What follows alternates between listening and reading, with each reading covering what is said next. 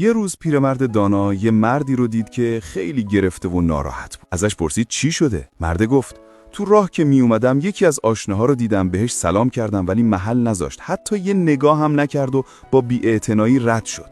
خیلی دلم گرفت. پیرمرد دانا گفت چرا اینقدر ناراحت شدی؟ مرد با تعجب گفت خب معلومه دیگه، این رفتار آدمو اذیت میکنه. پیرمرد دانا گفت حالا اگه تو راه میدیدی یکی افتاده زمین و از درد داره به خودش میپیچه، ازش ناراحت میشدی؟ مرد گفت نه، معلومه که نه، آدم از مریض دلخور نمیشه. پیرمرد دانا پرسید پس چه حسی داشتی و چی کار میکردی؟ مرد گفت دلم براش میسوخت و سعی میکردم کمکش کنم، مثلا دکتر یا دارو براش پیدا کنم. پیرمرد دانا گفت این کارا رو میکردی چون فکر میکردی مریضه.